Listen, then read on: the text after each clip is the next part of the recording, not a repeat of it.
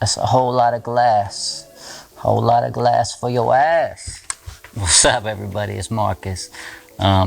Today is a heavily requested video review of the RF 1.285 Canon versus the old EF 1.2 85 L2 from Canon.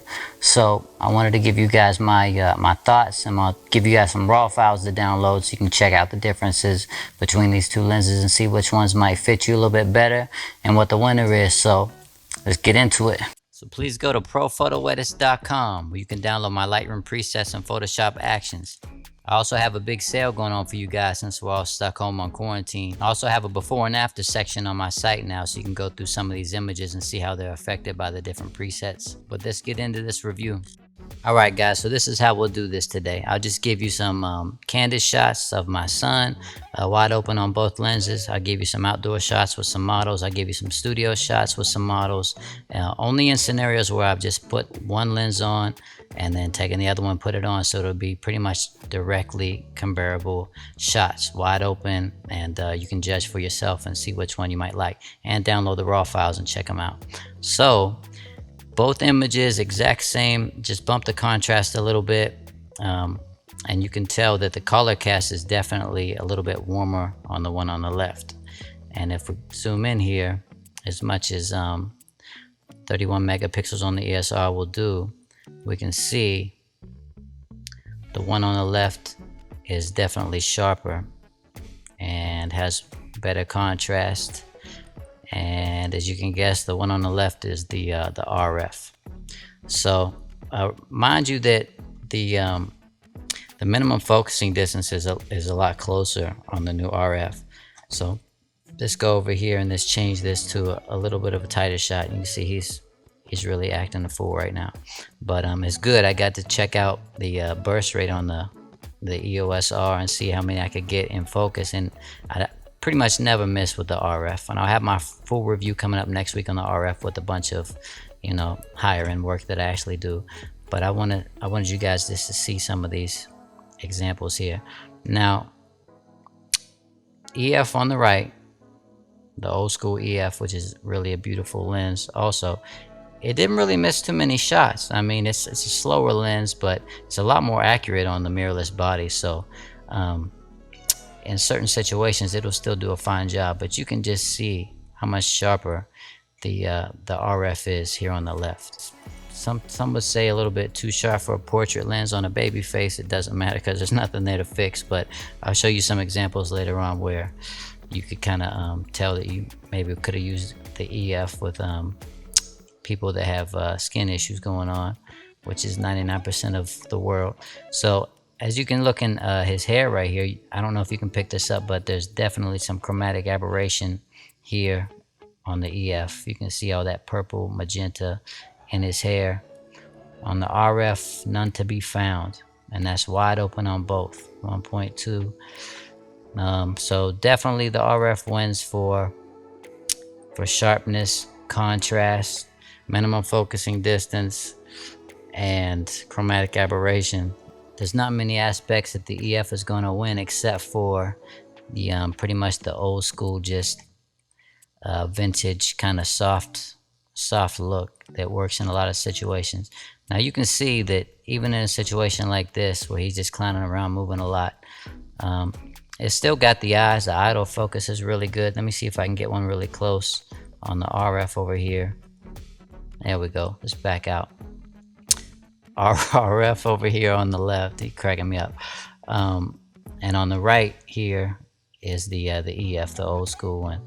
So you can see how much closer I can get over here at minimum focusing distance on the new RF, and I'm glad they fixed that. I mean, it's not often that you shoot like this. All right, see, that's about as close as you can get with the EF. Let's zoom in here. All right, EF is definitely a bit softer. It's a softer lens, you know, just in general. On the RF, it's a lot sharper, wide open. It is incredibly sharp with this very shallow depth of field, and the contrast and colors are a bit more punchy. Some people may like that, some people may not. This is definitely more of a pastel look, and they both work great for you know, general use portraits. All right, so real world usage on the right here is the RF. On the left is the older EF. Just zoom in and you can kind of see what I'm talking about here. The EF, definitely soft. And you'll get that sometimes with the EF. You'll get it to be, you know, pretty sharp, moderately sharp. Sometimes it's not as sharp. It has like this, you know, soft focus look to it a lot of times, which, you know, can help you out if you have skin issues. There's not much to fix, but if you need to print big, it's not going to help you out in that scenario.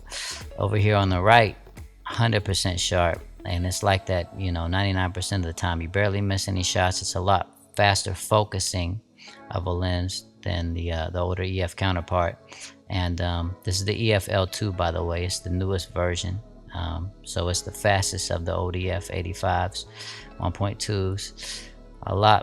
A lot more contrast here on the right. You know, pretty much optically, the RF wins every time if you're looking for optical, you know, brilliance and breaking all the charts, you know, the sharpest lens that you can buy and all that stuff. Pretty much it's an Otis with autofocus is what I found.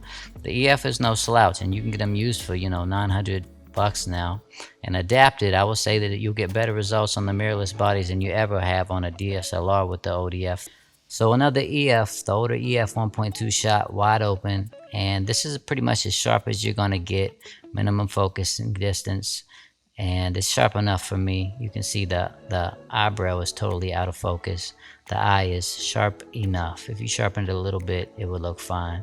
I'll show you what it looked like straight out of camera. I shoot a little bit underexposed so I don't blow out my highlights. I hate doing that, and that's what one of my presets put on there. So, you know, this is a beautiful image to me. I wouldn't care if it's just a little bit soft because it gives me less skin work to do.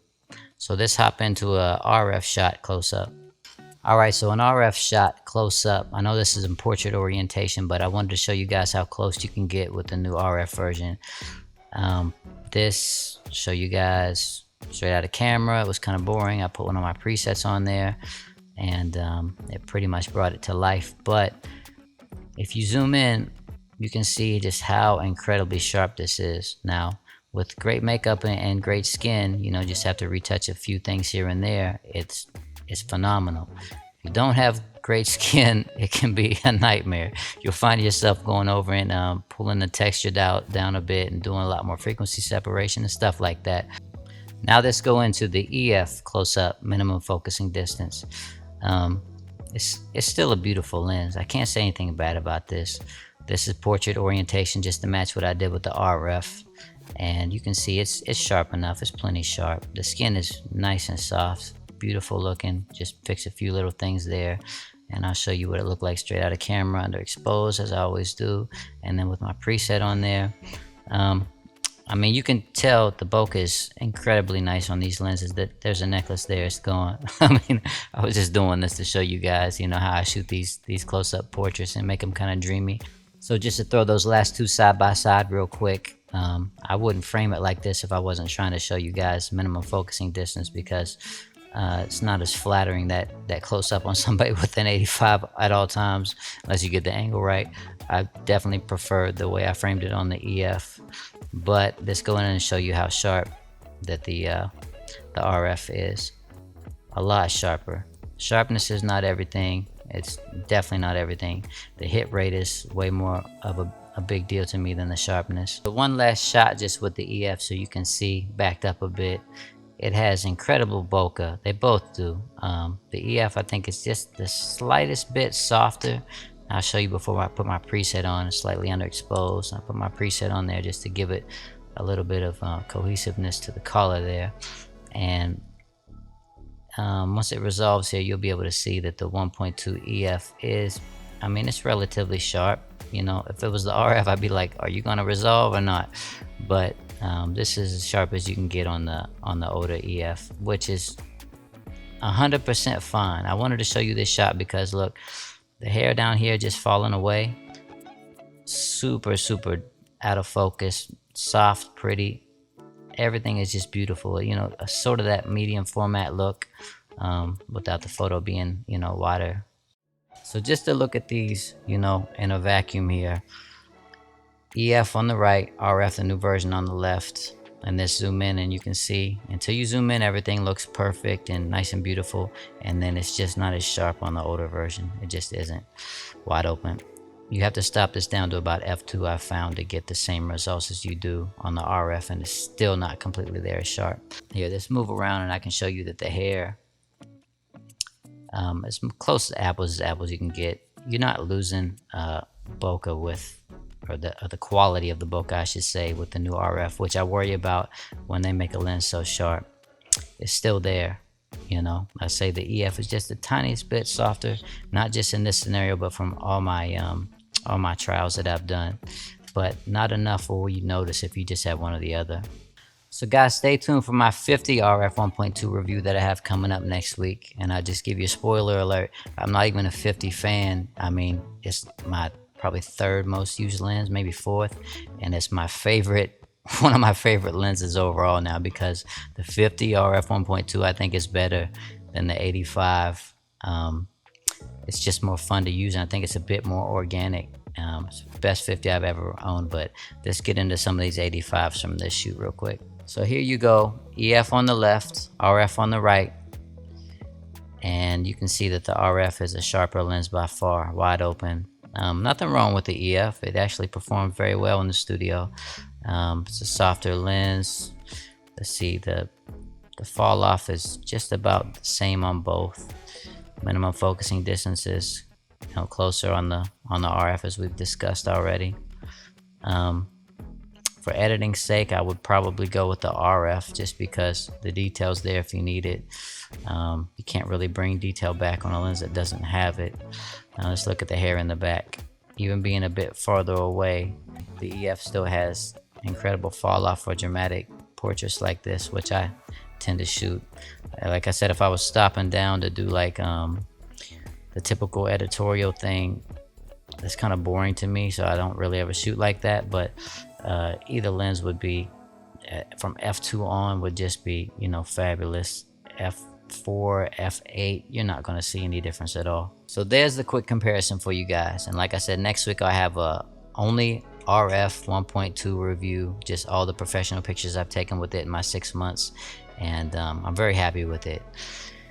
If you guys are on the fence and 85 isn't your favorite focal length and you just want a great 85, there's a lot to choose from. I don't know that I'd necessarily go with the 1.2 EF. If you want the best 85 that money can buy right now with autofocus, the RF is, in my opinion, your best option. And it's expensive, but if that's your guy, 85 is your favorite focal length, I would just roll with it. Save your pennies up. A lot of pennies it's going to be, and it might take some time to get it, but you won't have to worry about upgrading again for a very long time. And even saying that, the more megapixels we get moving forward, they're going to show the flaws of these older lenses. So, you know, chromatic aberration, I have some shots that I just didn't want to even edit because it had so much from the old EF version. You don't see that anymore on the RF. If you're shooting weddings, I'd barely ever miss a shot with the RF. It's just always in focus, even wide open. I can't say that with the EF. It's just hit and miss, hit and miss. It's still a beautiful lens. It just has a look that I think moving forward we're just not going to get anymore with that classic kind of soft look, soft focus look. Everything from here on out is just going to be sharp as I can get, sharp as I can get. And it loses a little bit of character, it does. And I'm a character guy, so that's one of the reasons why I like the 50 RF 1.2, which I'll get into about a week and a half from now. But leave your comments below, and stay tuned for next week's RF only review. And love you guys. Stay safe. Hope everybody's safe during this pandemic, and see you guys next week. It's Marcus. I'm out.